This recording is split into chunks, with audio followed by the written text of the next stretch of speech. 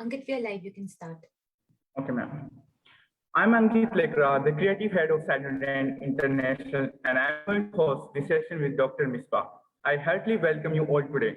It's my pleasure to welcome you all for this exclusive conference. I would like to thank the founder and CEO of Cynodent, Dr. Anmol Bagaria, ma'am, and Team Cynodent for organizing this webinar.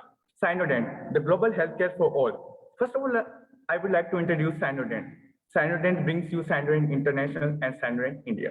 Cynodent is a unique international digital healthcare platform, first time in the world.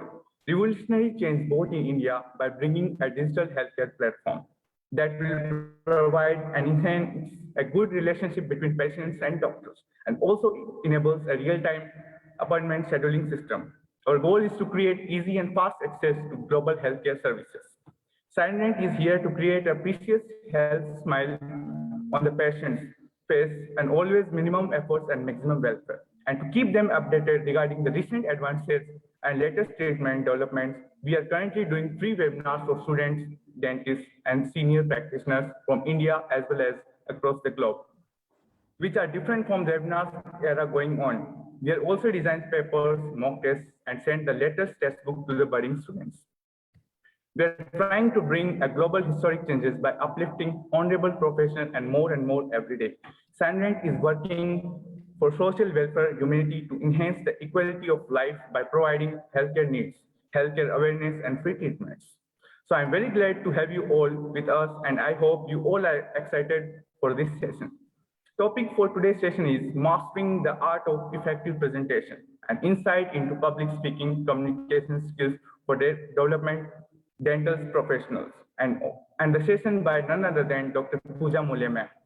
Ma'am has done BDS, MDS, MBA. She has done UG and PG from Government Dental College, Aurangabad.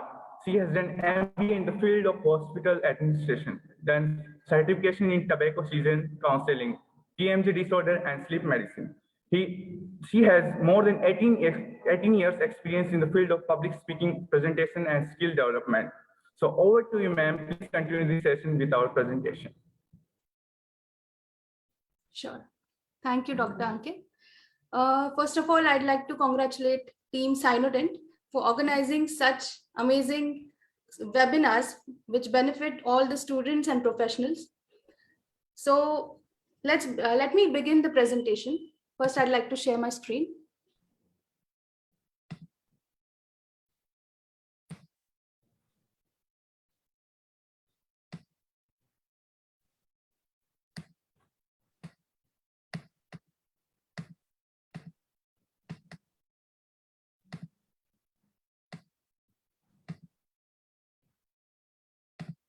Okay, can you see the screen? Yeah, ma'am. Yeah, ma'am. Okay. So today's topic for webinar is a very powerful and important topic for everyone, not only the dental students, professionals, but for everyone. And it is mastering the art of effective presentations. It is an insight into public speaking and communication skills, especially for the dental professionals. Now, before beginning, I'd like to tell you some facts.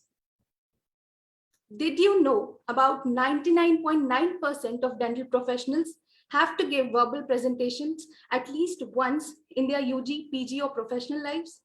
I said 99.99 because just 0.01% lucky ones can skip this and complete their graduation and post-graduation. Did you know that 77% of the population has some level of anxiety regarding public speaking? 77%, such a whopping percentage. Now, what is the effect of fear of public speaking? So there is 10% impairment on incomes and 10% impairment on college graduations. Now, this was for general public. If you look at it, if you do a research for dental professionals, I'm definitely sure that it will be more than 10%. So this amount of, this is the importance of public speaking in our professional and personal lives. So how to improve your presentation skills? When to learn, where to learn? So I'd like to share with you an example of my life, a small story of my life. So just like you guys, this is a story from my first year of BDS. So just like you guys, I was very naive, and all the atmosphere of college and all the subjects seemed very new to me, very alien, the dental anatomy, the dental histology, physiology, and all these things. So I was graduated from Government Dental College, Aurangabad. And that year, the very year when I was in first year, it was the silver jubilee year of our college. And they had organized a paper presentation competition, which was open for first years UG to all the PGs. So I was barely 3 months into the college, and I wanted to have some adrenaline rush. And I decided that I'm going to participate in this competition.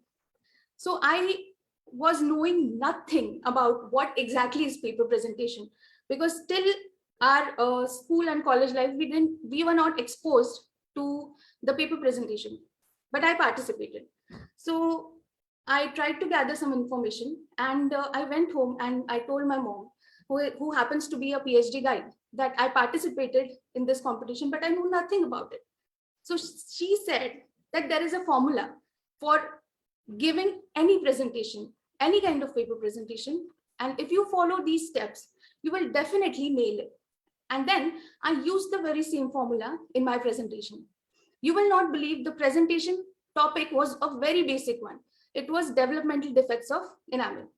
So the day of presentation came and it was my turn. The whole audience, the whole college was thinking, what is a first year student who is barely 3 months into college doing here? And they were prepared to laugh at me. And I was a ball of nerves, and I didn't know what I was going to do. But then at the moment I decided, come what may, I'm going to present. I presented the topic and it went very well. And to my surprise, I got Best Paper Presentation Award amongst all the UGs and PGs. Not only that, it was a condition that whoever wins the prize gets to present in the conference, the Silver Jubilee Conference, which was a state level conference organized by GDC, as a keynote speaker. So a first year student who didn't know much about dentistry got this opportunity. So if a first year student can do this, then why can't you? So today I am going to share with you that very formula, those very steps of nailing any presentation in your life. So get ready and brace yourself for an amazing experience. So I'd like to mention the objectives of this presentation, what I want you guys to learn at the end of presentation. I want you all to understand the stages of preparing a presentation, to prepare informative and effective presentation, to deliver a powerful presentation, to master the verbal and non-verbal skills, and to overcome the barriers and become a successful speaker. These are the contents of my presentation. You can focus especially on the 3 P's formula. So beginning with what exactly is effective and successful presentation. It is a set of ability that enables an individual to interact with the audience, transmit the message with clarity, engage the audience in the presentation, interpret and understand the mindsets of listeners. Now, by achieving this, you will be able to persuade the listeners and have a powerful impact on them. Now, what is the significance of mastering presentation skills? So the secret is that good presenters are good communicators. Now, whether the communication is one-to-one communication or to a group of communication or to a large group, that is public speaking. So if you are good presenters, you are definitely going to be good communicators. You will have successful dental practice if you master your presentation skills. We all know that if you want to be a successful dental practitioner, you have to focus more on your communication skills. If the patient has confidence in you, if the patient trusts you, then only the patient will come to you for treatment. So having good communication skills and presentation skills will definitely have a very positive impact on the dental practice. Next is build a brand of oneself.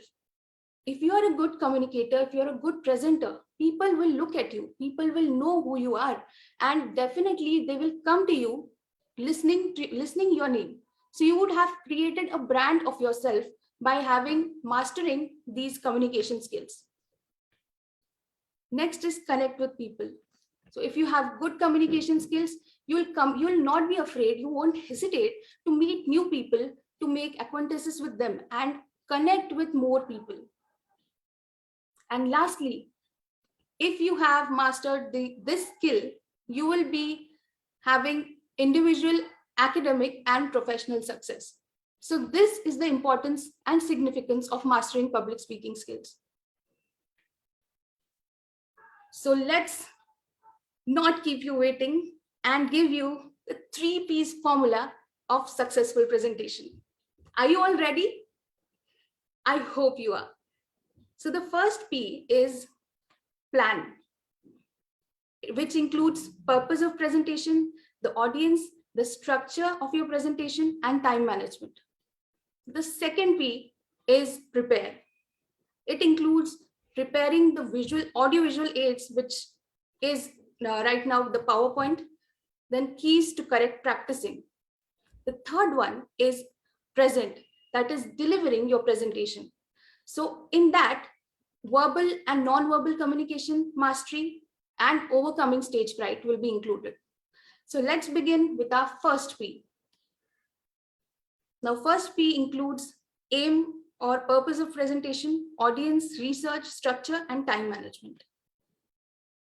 So before beginning any presentation, whether it may be paper presentation, whether it may be a seminar, a lecture, a case report, whatever it may be, I want you all to first define the aim of presentation, whether it's to inform or to entertain or to persuade or inspire.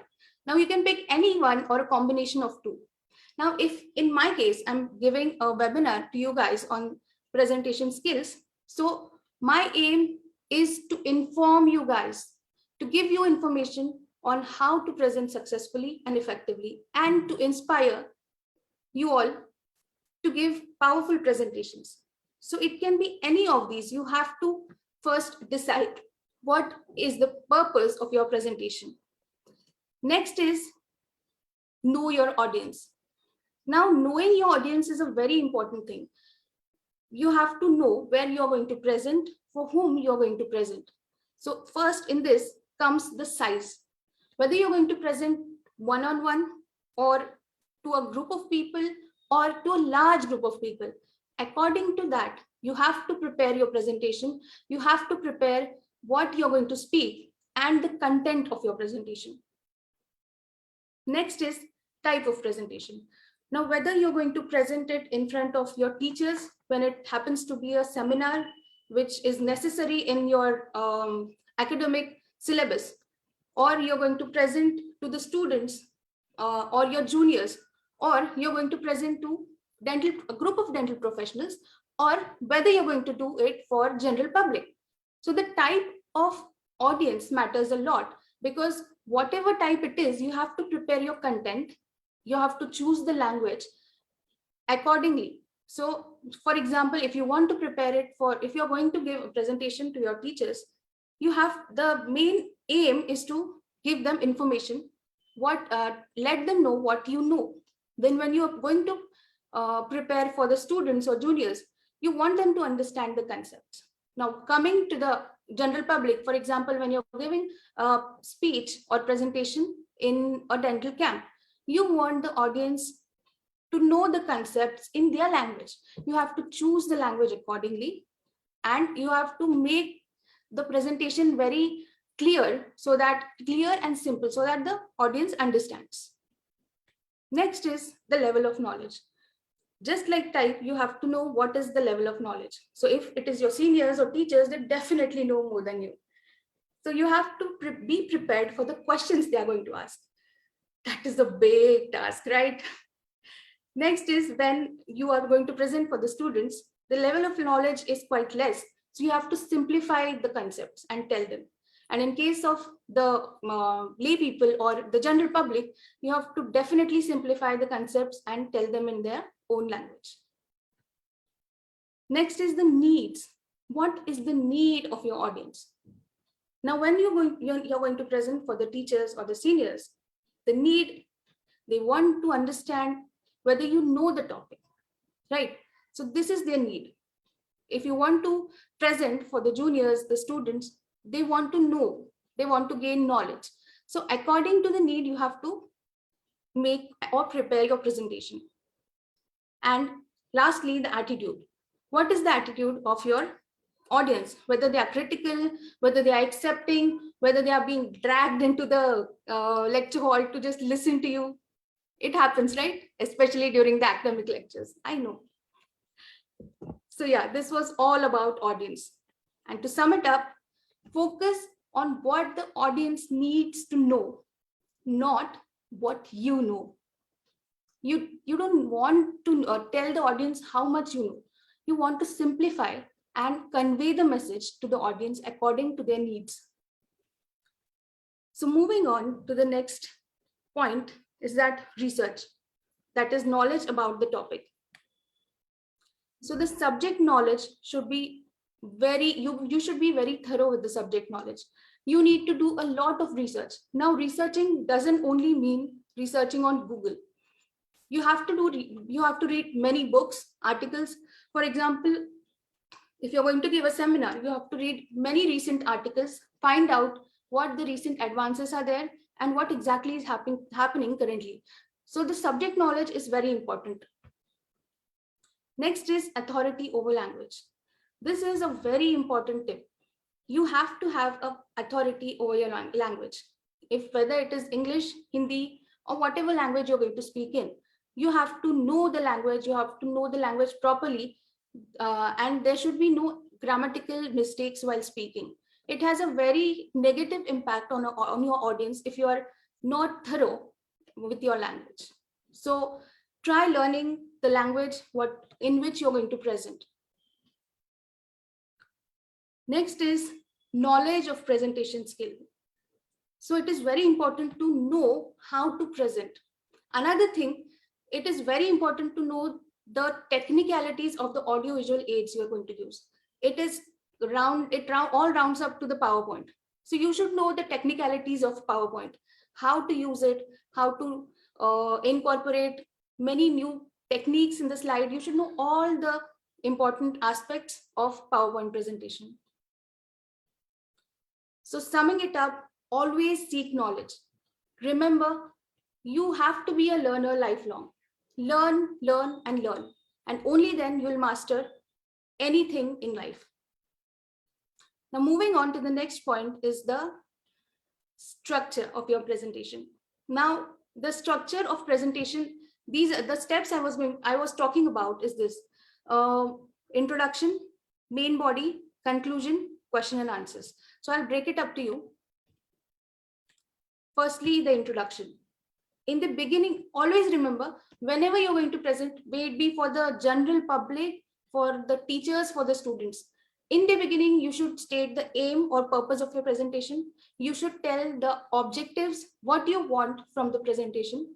Then give them the structure, what the contents are going to be in the presentation. And also lastly, give the timing. Now, most of the times what happens, especially in the PG seminars, case reports and JCs, what happens, there is a topic given to the student and the timing is not specified.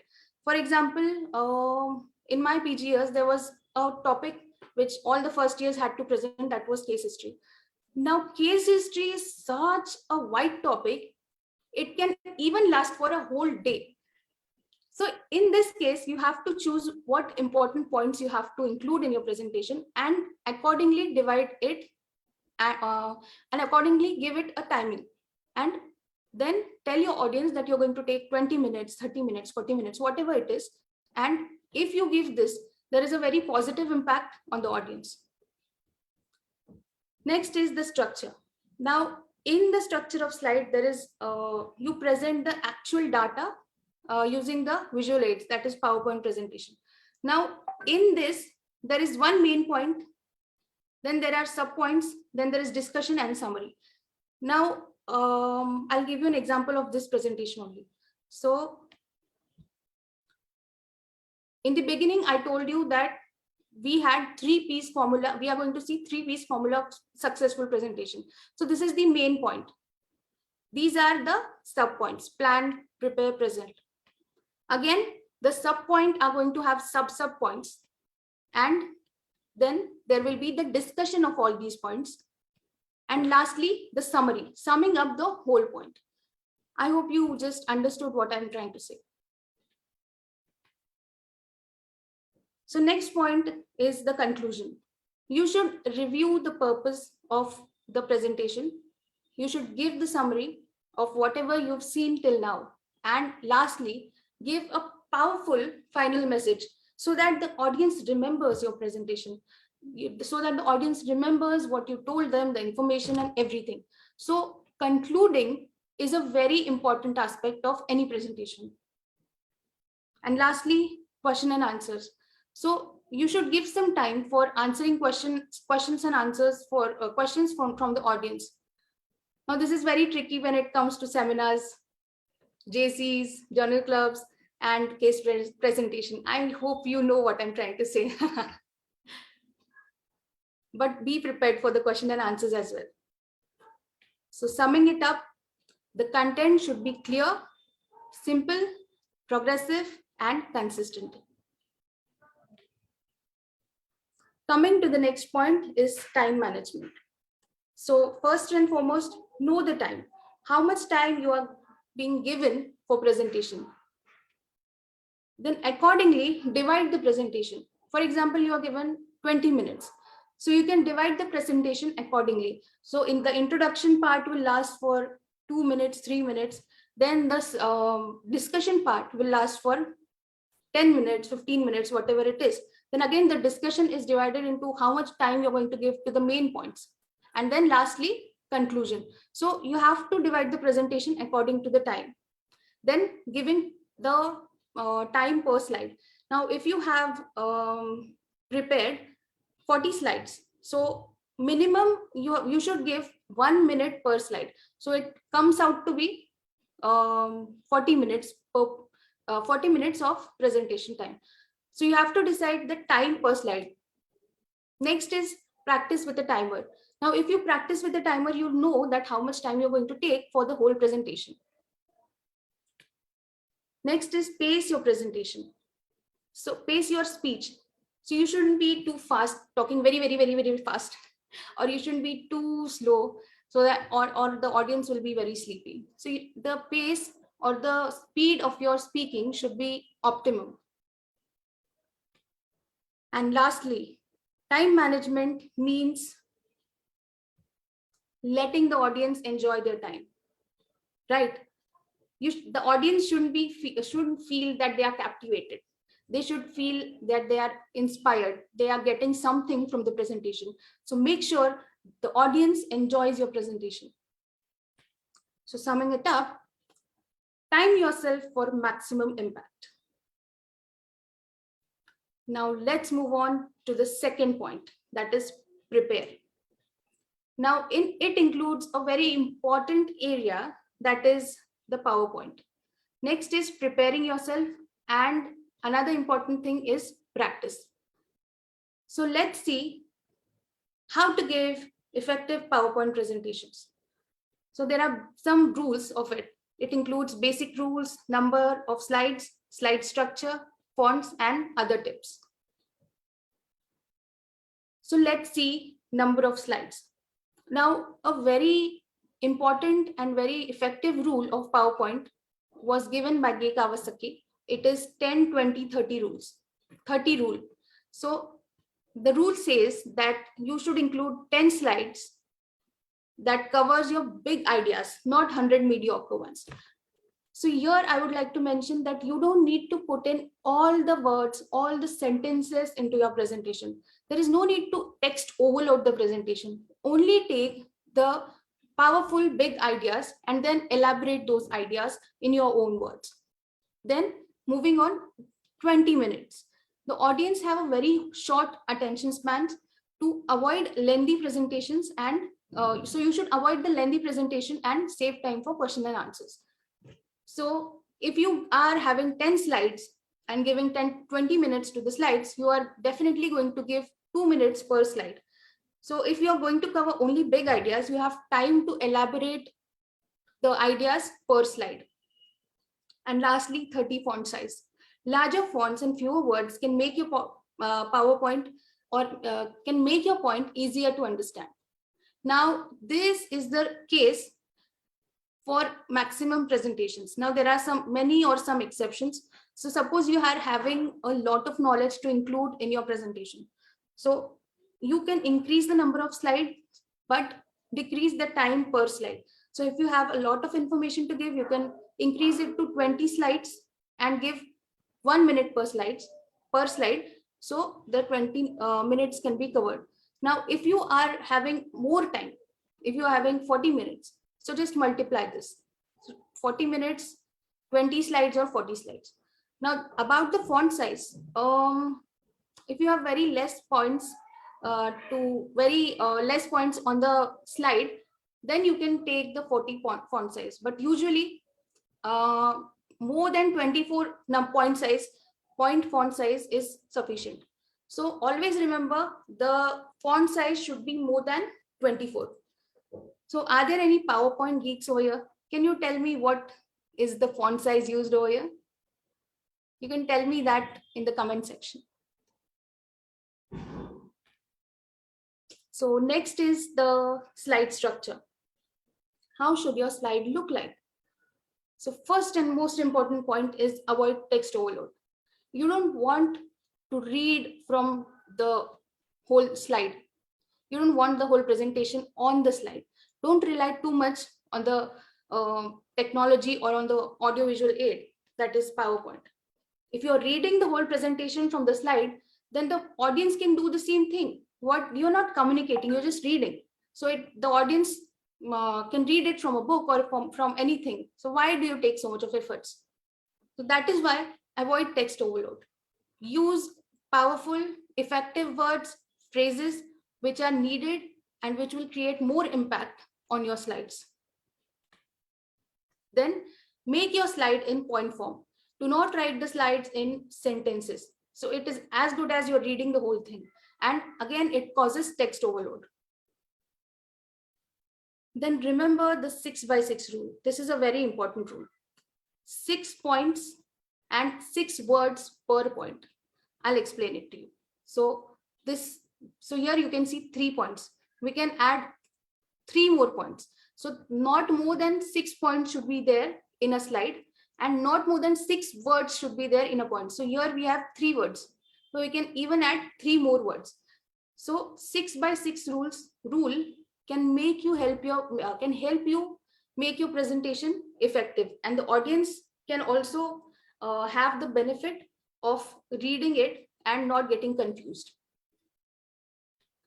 Next is 1 point at a time. Tell the audience 1 point at a time. Learn the basics of animating the slide or animating in PowerPoint. So if you give 1 point at a time, the audience won't start reading the whole thing and get distracted, right? So you can focus on one idea at a time and you can get the attention of the audience and convey your message effectively. So this was all about slide structure. Now moving on to a most overlooked point, that is fonts. So there are various types of fonts, and most of us happen to use the font which is already preloaded in the present PowerPoint. And the most used font is the Calibri. So you can see this font. So it's okay to use the preloaded fonts, but if you want to experiment, these are the other fonts which you can use in your presentation to create something different from the simple and ordinary one. Then coming to the font size, as we discussed, it should be more than 24 font size. And most important thing, keep the font size, keep the font type consistent throughout the presentation. So you don't want that your font size is 24 in one slide and then it is jumping to 28 in another slide. So try to make it consistent. The next is color. So the color of the fonts is very important. You all know the basic things that darker font color should be used when the background is light, and lighter font should be used when the background is dark. Also, do not mix too many colors at a time. It is very distracting. 2 or 3 colors is fine. The next is use of italics. Now, italics are usually used for quoting something or for giving references. If you have taken it from a journal or the reference of article, whatever it is. So the italics are used for that. Don't use italics where it is not needed. It gives a very different impression. And lastly, capitals. I know capitals sound very fun and very impactful, but do not overload the whole presentation with capitals. Use capitals only when you want to create an impact. So the whole presentation should look uniform and consistent, and it should look as a structured one. So if you use all these tips given for the fonts, you will definitely make an effective presentation. Now, some PowerPoint tips include, so first is the pictures. Now we are all compelled to add in so many pictures in the presentation. It will look more visually attractive, but no, it doesn't look. If you add too many pictures, it is more distracting than giving information. So use it only when it is needed. The pictures should be relatable to what the text is on the slide. They should be simple and non-distracting. Next is graphs and tables. Now, when you have quantitative information, that is, if there is a lot of numerical data you want to present, then the tables and graphs come to your rescue. Now, instead of tables, use graphs, because it is easy to visualize the whole data over there, and it looks simple to read. So prefer graphs over tables. Next is background. Background should be simple. Now we are very tempted to use different backgrounds, very attractive backgrounds to make your presentation look good. But many times what happens, the background is more powerful than what the text is. So the audience cannot read it properly, and the message you want to convey does not reach to your audience. So try to make the background simple and yet attractive. Then another thing, it should be same throughout the presentation. You should not have half of the presentation in one background and half in another background. So it should be consistent. Yes, animation. Everybody likes animation. We want to animate everything, and we want to use the animated images everywhere, because somebody some time ago told that your audience will stay awake. They won't sleep if they see so much of movement and animations. Wrong. Animation should be very simple, basic, and used only when needed. If there is too much of movement, too much of animation, it is very distracting. So avoid flashy, noisy, and fancy animations. And lastly, spelling and grammar check. This point, most of the times we just overlook, but it has a very big impact on the presentation. So it either can give a positive or a negative impact. So if you are having many spelling mistakes, so definitely a very negative message is going to the listeners or the audience. So all the time, always remember to do proofreading of your presentation and check whether there are any grammatical or spelling mistakes. So summing it up, the presentation in PowerPoint should be simple. It should have less text, which will give more meaning. It should have less font styles and colors, that is keeping only 1 or 2 colors, or simple only one font size consistently. And lastly, it should not be distracting. It should be non-distracting. In this way, you can convey your message very positively to the speaker, to the audience. So let's move on to another important part, that is practicing. Now, what is the need of practicing? If we have everything written on the slide, we do this all the time. So as I stated earlier, we don't need to text overload the whole presentation, only use big ideas and fewer words. So if you use fewer words, you have to present it like an extempore presentation. So you have to know what you need to speak. That is why practicing is very important. Now, practicing means not just practicing the knowledge, or the information, what you're going to give to the audience, but the way you present it, the way you deliver it, the way you stand, or the movements, body language, and everything. You need to practice all these things while practicing. So if you practice, it gives you confidence. Then you can focus on your pronunciations. Now, most of the time, what happens, since we are talking about dentistry, there are many words, scientific words have different pronunciation. So instead of making big fiasco of yourself in front of the audience, it's better to practice pronouncing those words when you are practicing. Next is delivery. So as I said, you will have to practice how you're going to deliver the presentation. And next is the audience interactions. So if you practice all these things and also the content, you can have an idea of what the audience, how the audience interaction can be. So if the audience asks you questions, you won't be bewildered and you won't be surprised that, oh my God, what I'm going to do. But when you have practiced thoroughly, you can also do proper interaction with the audience.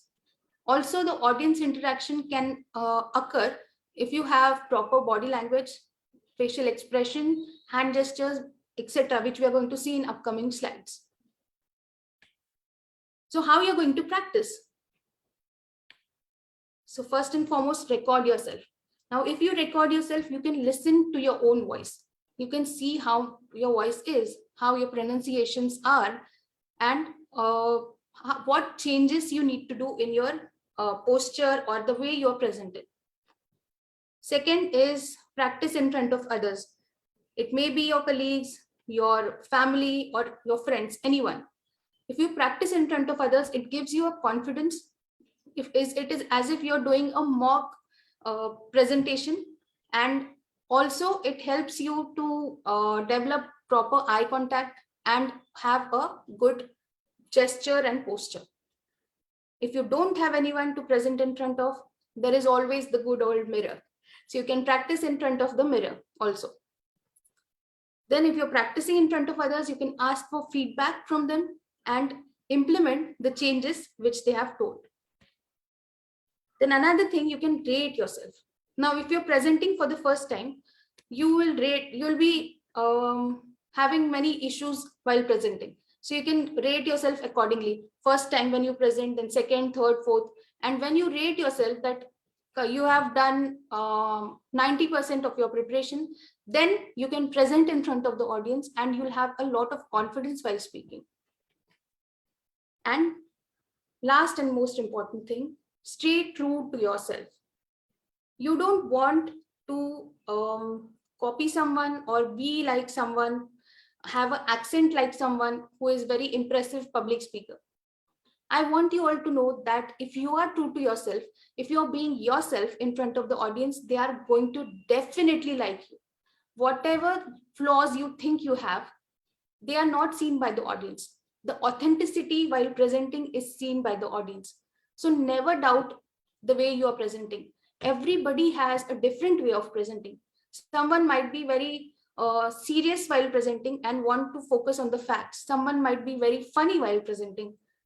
So everybody has a different skill of presenting.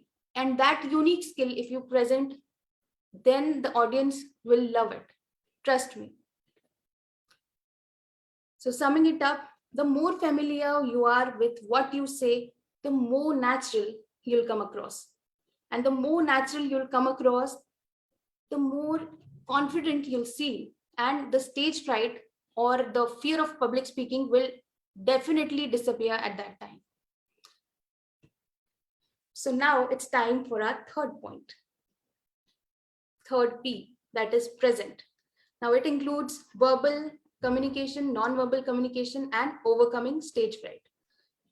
Now, most of us might think that most of the presentation is based on what you say, is based on what the information you give to the audience. But I want to shock you all. I want to give a amazing, interesting fact. Only 7% of words or what you speak matters. 38% is the verbal communication, which includes voice tone, modulation, pauses, etc. And a whooping 55% is taken by the body movement, face, arms, expressions, that is non-verbal communication. Can you believe that? 55%. So this is the secret to successful presentation, non-verbal communication. So before jumping to that, we are going to see how we are going to we can improve the verbal qualities of our voice. So the vocal qualities in public speaking not only make the speech interesting, but also engaging.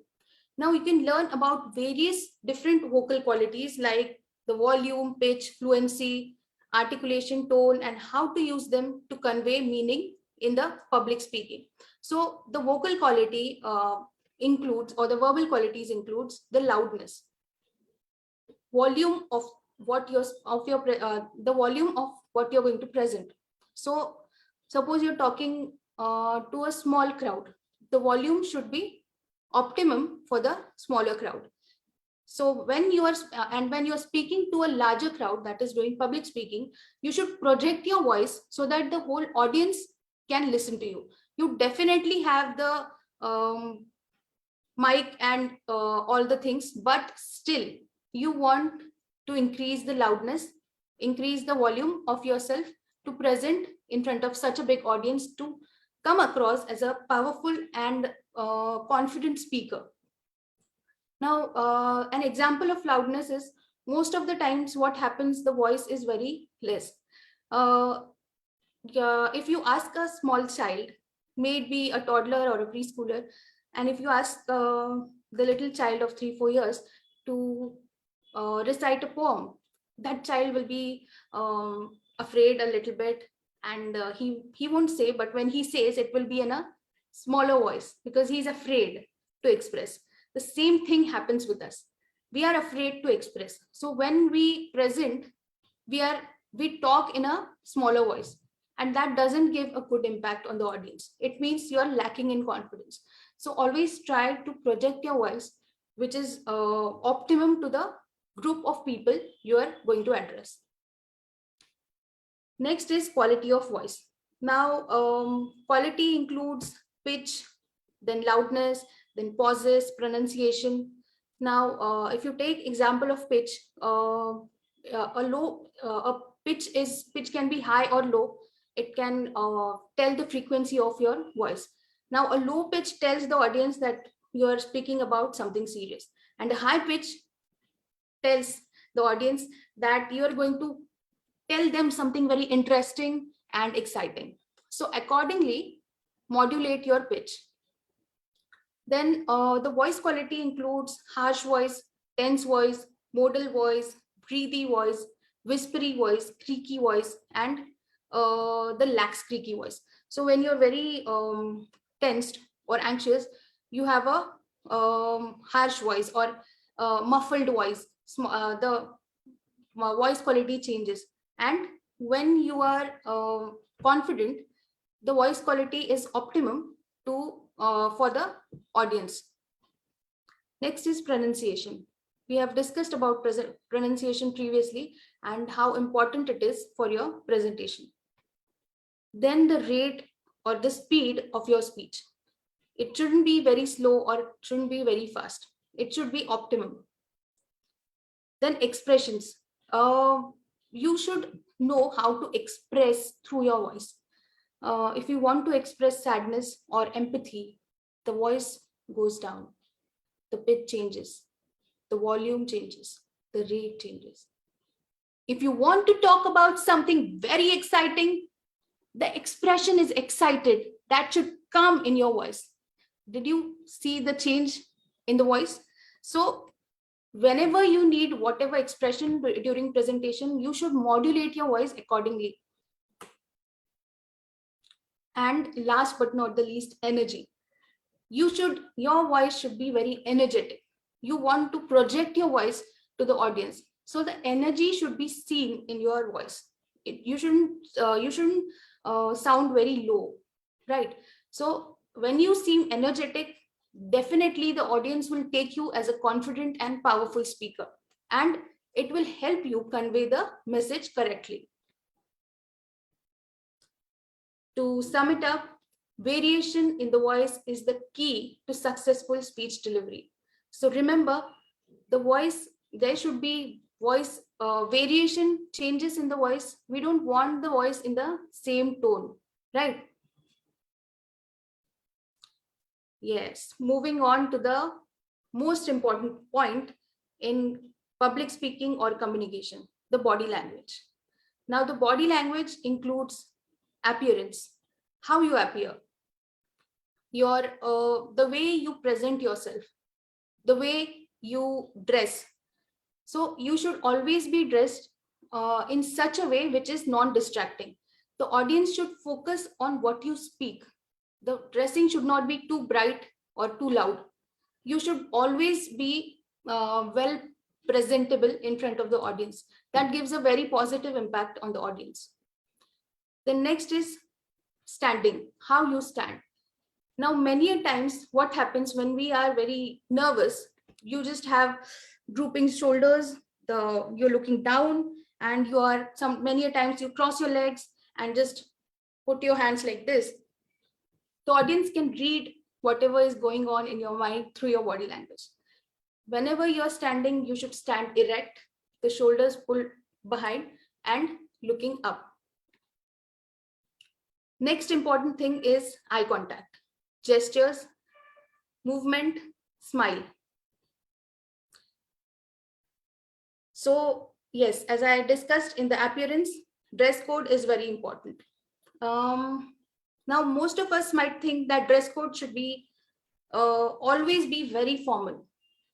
So you can wear whatever you want, but you should be comfortable in it, and it should reflect the audience.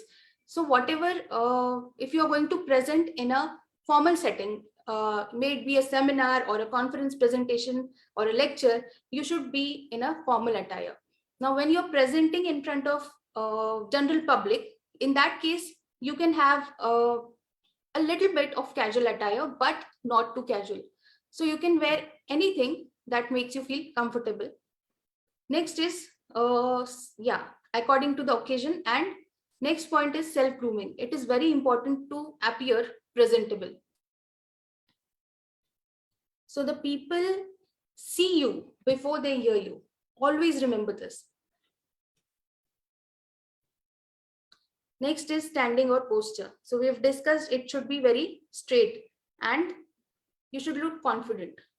Now I want you to see these images. So what is the presenter doing? All the wrong things. The presenter first of all is showing the back to the audience. That is a strict no while presenting. Then blocking the whole text. The audience cannot read the text. There is text overload over here. That is another point. But yes, this is a wrong posture. How about this? The shoulders are drooping, the arms are crossed, and the speaker looks very tensed. So this is also a wrong posture. So I want you to look at this image. So you should be having a posture like this. The head is high, the shoulders are pulled back and straight, the back is straight, the hands are relaxed, the legs are straight, and the feet are evenly spaced. Now, in this case, I don't want you to be very stiff and be very straight. I want you all to be in a relaxed position, but at the same time, you should be having a good posture. So you should study your posture accordingly when you are in front of public. Now, there is a very interesting thing called personal space or proxemics.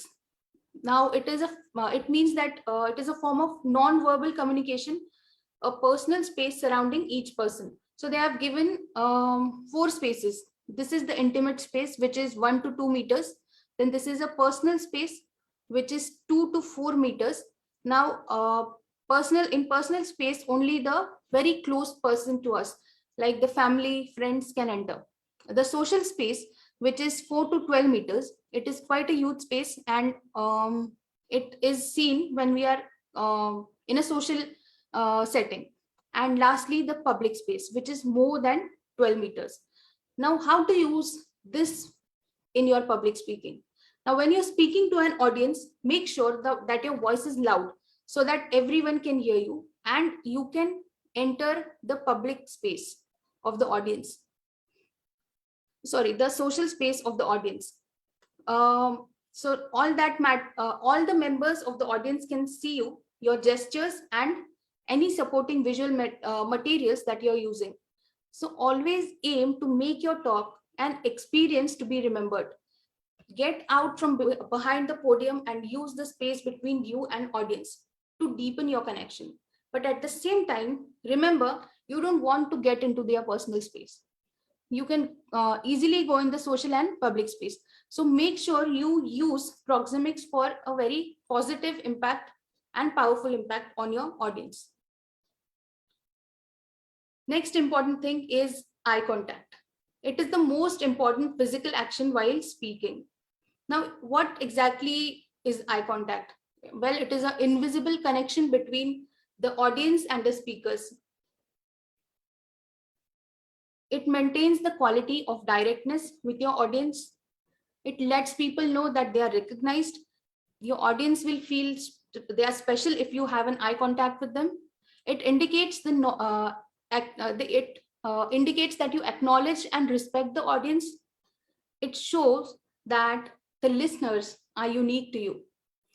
So the listeners are transformed from positive to active participants if you have a very good eye contact. And your monologue takes the form of dialogue, and your presentation suddenly becomes a conversation. So if a presentation becomes conversation, our ideas are clearly being understood by the audience. This is what the aim of any presentation or public speaking is.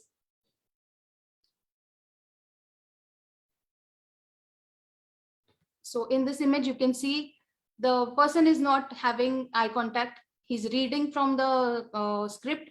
Here the presenter is looking somewhere else, upwards, sideways. It happens most of the times. You just have a point, you decide that I'm not going to be nervous, I'm going to look at the wall only. And then you look at only one point. So it doesn't create a good impression.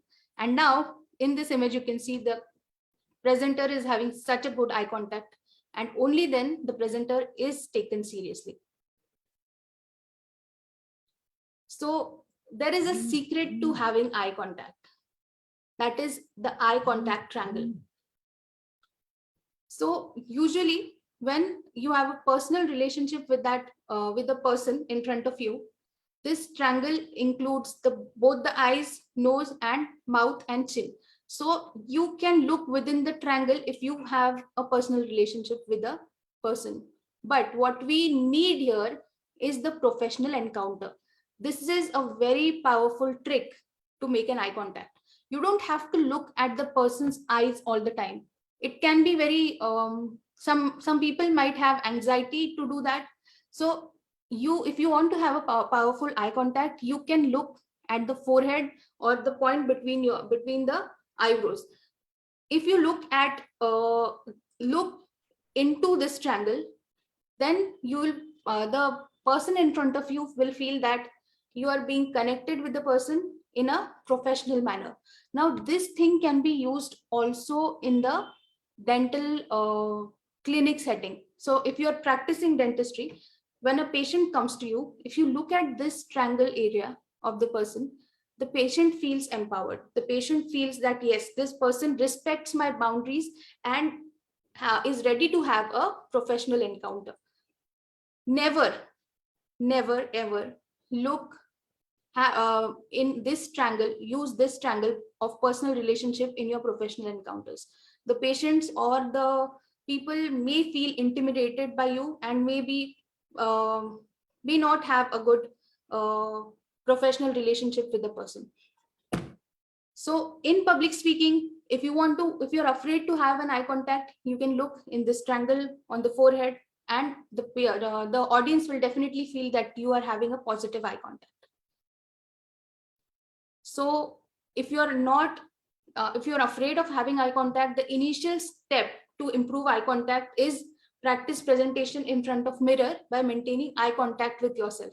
If you master this, then definitely all the anxiety about the eye contact will go away. So summing this up, eye contact helps your audience stay engaged, and it helps you concentrate. Moving on to the next point is gestures and hand movements. So psychologically, we are more drawn towards movements, and they make us remember our experiences better. The movement draws attention to what you're saying and draws attention to the important points of your speech. Now, hand gestures often help to emphasize certain points of speech and strengthen the speaker's messages. So how should the hand gestures be? The hand gestures are needed. Your hands don't have their mind of their own to do whatever they want. So you should decide what kind of hand gestures you want to do in the presentation. Then what type of hand gestures they are should be included. So mostly there are two types of hand gestures, the closed hand gestures and the open hand gestures. So most importantly, you should use the open hand gestures to make the audience feel more welcoming and being less intimidated by you. And another thing, the closed hand gestures like this or like this, I hope you all are able to see the hand gestures, makes the audience feel that you're not comfortable with the setting and you want to run away. So the confidence also is seen in the type of hand gesture you're doing. Then amount of hand gestures. So I told you today that you need to do hand gestures, and tomorrow you go and do all kinds of hand gestures all the time. This will definitely be very distracting thing. So you should decide on having optimum hand gestures whenever they are needed. So in this example, you can see the hand gestures, the person, if the hands are folded or closed hand gestures are there, then it seems that the person is very stiff or having low confidence. Now, when the hand gestures are open, it is ideal. And jazz hands, that if you want to create a big impact on your audience, you can do these kind of jazz actions, right? Just a minute. So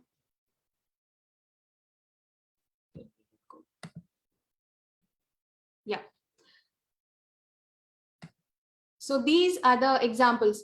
See in this picture, if the hand gestures are open, the presenter seems to be very positive and welcoming, even in this picture.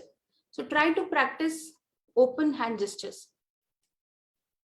Now, hand positions and their effects on hand positions for effective presentation.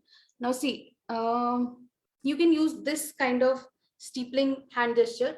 If you are presenting, if you're not confident with open hand gestures, even if you do this or do this, it shows that you have self-confidence, and sometimes the audience may feel that there is some kind of intellectual arrogance, but that is that happens in very less cases. Next is hand clasp, like this. It shows that you're very anxious. Next is nose touch. If you're touching your nose, if you're touching your mouth, if you're touching your face somewhere like this, it shows that you don't want to speak or you're lying to the audience. So never do these things. It shows that you're doubtful about your own ideas. Next is chin rest. You don't want to do this when you are a speaker. When you're a listener or audience, it's all right. And the mouth block. If you're blocking your mouth while speaking like this or something like that, so it means you're resisting speech. You don't want to speak. So remember, use your hands in such a manner that conveys confidence. And hand gestures are proven to make presenters more effective. So from now on, keep an eye on your hand gestures and practice different kind of hand gestures for powerful presentation. Next is facial expression. Now, when we go on stage, our state of mind shifts. We get anxious, and those expression which we use come out naturally. So because of nervousness or anxiety, our face gets stiff, and many people don't realize this until they see a video of themselves. So it is important to be aware of this, since knowing how to use facial expression can really skyrocket your presentation game. So you should use facial expressions which are appropriate for the situation. So if you are telling something very exciting, you should smile and your face should lighten up with expressions. If you're telling something very serious, your facial expression should be serious. So it should be appropriate for the situation. You don't want to appear very excited while telling something that is very sad or empathetic. So moderating your expressions according to the need is very important. Next key to facial expression is smile. Now, if you don't know what facial expressions you need to make, smile. When you don't know what you need to do, smile. That is the answer to all the questions of facial expression. Now, smiling is very crucial when it comes to public speaking. It is what makes your audience comfortable with you. It is what makes our message more pleasant to the listeners. It is what helps to improve the mood of entire room. Practice smiling more, right? If you are not used to smiling, keep on practicing. Look in the mirror and smile. The more you practice smiling on stage, the more natural it will become. Now, when you write your, you can do one thing. When you write your speech or presentation, mark out the areas where you need to smile. And it will, if you are not used to smiling, it will definitely help you smile more. Next is gaze. You need to, as we said, we need to keep an eye contact on the audience we have in front of us. So our gaze should be on the audience, not anywhere else. So summing it up, your face says it all. Whether you're anxious, whether you're confident, or whether you're very afraid, your face says it all.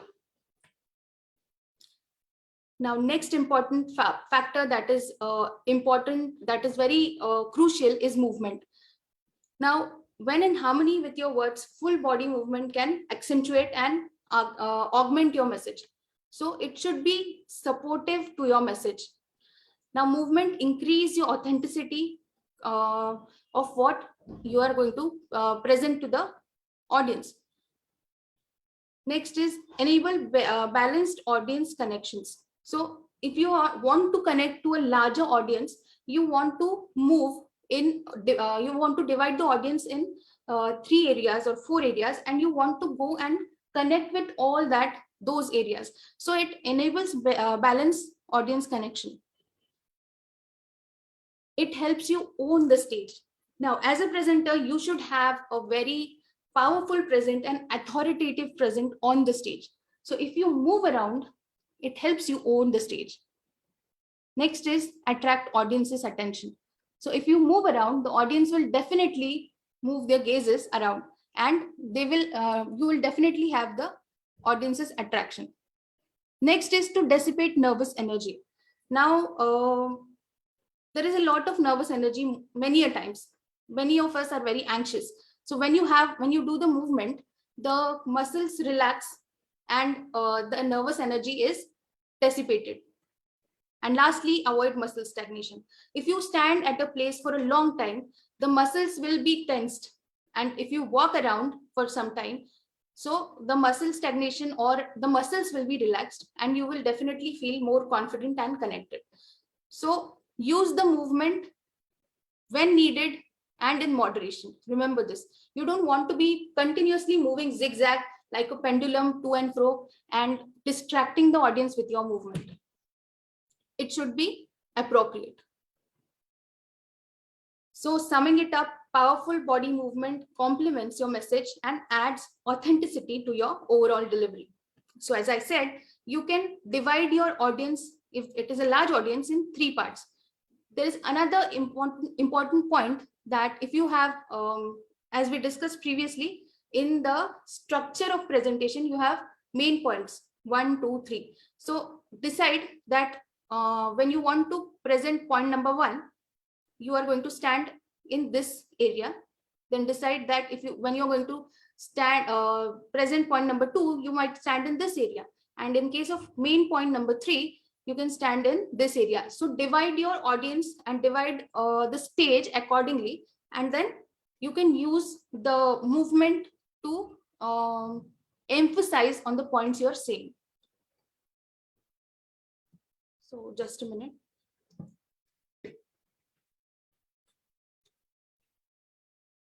So it's time to move on to the last point of our presentation. And that is very common with everyone, including me. I'm just like you all, overcoming the stage fright. What it is, how you're going to overcome, and why does the stage fright comes. So the stage fright or performance anxiety is anxiety, fear, or persistent phobia which may be aroused in an individual by requirement to perform in front of audience. We all have this fear. I was also afraid, or I was also having anxiety before starting the webinar. Everybody has to go through it. But the key point, but the important point which makes one a successful presenter is how you overcome this stage fright. So why does this stage fright occur? So it is like a fight and flight response. When you are afraid, what happens? You all know what happens during fight or flight. So in case of fight, the pupils are dilated, you are trembling, and in case of flight, your pale, flushed skin and the heartbeat is rapid, and breathing is also increased. So when you're doing a public, when you're presenting in front of an audience, you know inside your heart that you definitely cannot fight such a big audience. So what you do? Fight, flight. You want to run away from the place. So you are nervous, you're having a rapid heartbeat and breathing is increased, you're very tensed, right? So this occurs when there is a fight or flight response, which occurs in case of public speaking because we are afraid of so many people. Another reason of being anxious while presenting is inadequate preparation. So when we know that the preparation is inadequate, we definitely feel that we have less confidence and we are anxious while presenting. Next is fear of being judged. Now, if so many people are watching us, we feel that we are judged. What might the audience think about me? What will happen if they think that I'm such a bad presenter? So this is the fear of being judged. Then lack of familiarity. Now, when you're presenting in front of a large audience, you might not be knowing everyone in the audience. So if there is the people to whom you are presenting are not familiar, so that might feel very, you might feel very defensive while presenting to those audience. Then lack of public speaking knowledge. Even though public speaking is so important, we are not been given any formal education on public speaking. Then fear of unknown and past experiences. So in past, you might have had a fiasco of your presentation, so that you remember that all the time and you might be afraid to present again. So how to overcome this fear? Today, I'm going to tell you some secrets to overcome this fear. So first and foremost, focus. You should have focus on what you're going to present. When you are on stage, focus completely on what you're going to present, not on what the audience is thinking or how much is the number of audience they are watching you, they're judging you. No, focus on what you're going to present. Next is breathe. Breathing, shallow breathing, belly breathing helps you calm down in any kind of situation. So remember to breathe. Take deep, long breaths. I want you all to take 3 deep, long breaths right now while I'm presenting and see the difference it creates. So before starting your presentation, I urge you all to take deep breaths, to do some belly breathing. It will help you dissipate your nervousness. Then positive self-talk. Now, many a times, in fact, most of the times, in our mind, we have negative self-talk. Our mind is telling us all kind of negative things, that you cannot present, the audience will think you're such a bad presenter, you cannot speak in front of audience, you might have a different accent or pronunciation might be different, so you're a very bad presenter. Now, what you need to do is focus on the whatever the negative self-talk is going on and turn it into a positive self-talk and make a habit of it. I am a very good presenter. I have done all my research. My presentation is very well structured and very well done. And I have confidence in myself that I'm going to speak very efficiently and effectively. So do this continuously and you'll definitely see a change in your attitude. Next is straight, confident posture. Now, as discussed, your posture should be straight, then shoulders taken back, and you should look a little bit upwards. When you do this, definitely you feel positive. You can try doing this whenever you are presenting. It will create a positive impact on yourself and the audience also. Next is move. Have some movement, adequate amount of movement to dissipate the negative energy. Yes, your audience is not your enemy. Remember this. As I said, that we use the fight and flight response when we are going to present something in front of audience. When does this come? When there is a danger or when the enemy is in front of us. Please do not consider your audience as your enemy. You know, your audience are your supporters. They want you to present well, right? Now think of yourself sitting in a lecture and a new teacher is coming to teach you. What will you think? You want the teacher to present well, fulfill the needs of you, of knowledge. You need information, right? So you are the supporters. The audience are the supporters of the presenter. So look at the audience in that way. They want you to succeed. And last but not the least, visualize. Now, visualization, I don't know how many of you know, but it is a very important trick which you can use not only in public speaking, but also during your important exams or presentations or whatever. So in visualization, what you need to do is sit in a relaxed place and close your eyes. You might put on some relaxing music, take deep, long breaths and visualize the ideal, the perfect presentation you want yourself to give. So close your eyes and visualize that you are giving the presentation very confidently. Your posture, your body language is very positive. The audience are loving your presentation and you have achieved all the objectives for the presentation which you had decided. So if you practice visualization constantly, it will definitely help you during your presentation. So when you're standing on the stage, you will feel that you have already stood there because you've done it in your visualization, and definitely you will have more confidence and you'll be more relaxed. So there is one more trick to dissipate tension or eliminate tension. Just before presentation, you can do these 3 exercises. So you don't want your face to be bland or no expressions. So when you're anxious, your facial muscles are tensed. So you want to relax the facial muscles. For that, you can do facial squeeze. Tense the forehead muscles, squeeze it, compress your, the face should be compressed between your chin and forehead, and relax and repeat. Next is the facial scrunch. Tightly close your eyes, purse your lips and scrunch your lips, your face, as if there is a sideways compression. Hold for 30 seconds and relax. And lastly, the facial stretch. Open both your eyes wide and mouth, then stretching the muscles of your, it causes stretching the muscles of your face. Repeat this 2 or 3 times as required. Now this will help you relax your facial muscles and in turn reduce your stress or anxiety. So summing it up, the best way to conquer stage fright is to know what you're talking about.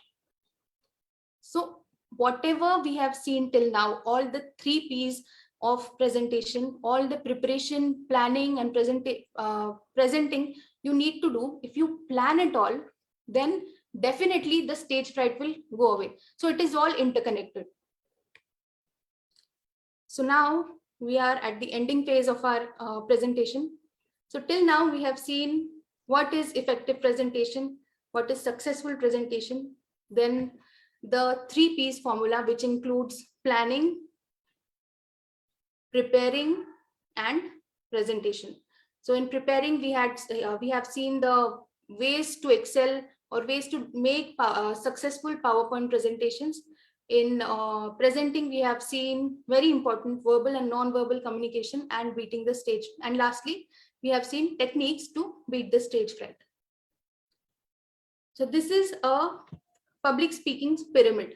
So at the base, there is knowing and deciding the purpose of speech, then the topic selection and audience analysis. Next step is speech preparation, doing research of the subject. Organizing means making a structured PowerPoint presentation and taking support from audiovisual aids. Next is speech practice. Now, as we have seen, the verbal delivery and the non-verbal delivery. Now, if you take all these steps, then definitely you're going to excel in your public speaking and you're going to give effective presentations. Now, I have given you all the secrets. I have told you what steps you need to use to give effective presentation. Now, if you practice all these things, what use and or where you're going to use these skills? So you can use this in paper or poster presentation, in conferences. Then you can use it in Viva. So most of the students are very afraid of giving Viva. I'll tell you one secret. See, if you have good presentation or public speaking skills, you definitely know how to communicate. And if you know how to communicate, you can communicate and tell your ideas very effectively to the examiners. The examiners definitely don't want you to fail in the exam. They don't want you to have to be afraid to present. They want to know what you're knowing. Even if you're knowing, many times you cannot present properly. So if you are very pro or you know the communication skills, you definitely can excel in Vivas. So you can use it in seminars, case reports, journal clubs, then academic lectures, interviews for your job, then patient communication. If you excel in patient communication, you will excel in your dental practice. Then patient awareness lectures you can take while taking dental camps. Yes. And all these things will lead to professional success. And not only that, if you are having good communication skills, you can have personal and social success as well. So if you are mastering just one skill, you're able to master so many things. Then what is stopping you from learning presentation skills? What is stopping you from becoming a very effective presenter? So remember, if you fail to prepare, you're prepared to fail. Always prepare your presentation, always practice it in advance, and only then you will excel in public speaking.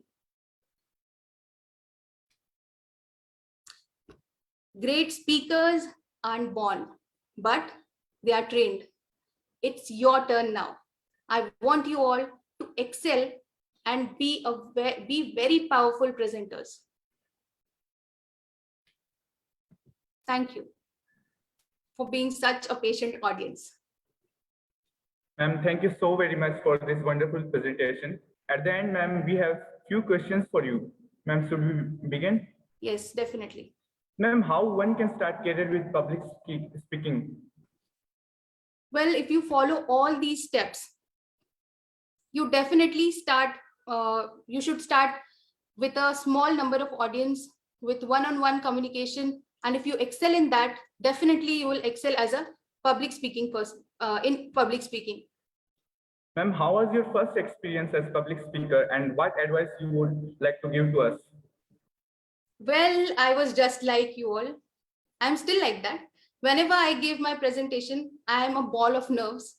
So I'm very anxious before presenting. But let me tell you one thing. This public speaking anxiety is the essential element for presenting. If you don't have this anxiety, you won't prepare yourself. You won't give so much of time for preparing and practicing.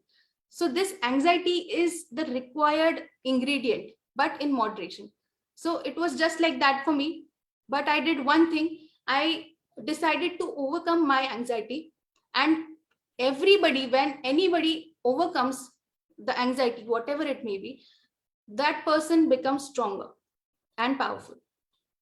Ma'am, one last question. Ma'am, how a dental student can manage his or her study along with public speaking skills? Now, I had given an example just recently. Public speaking is very important for academic success. So half of your marks are dependent on your viva, your practical, how you answer the questions.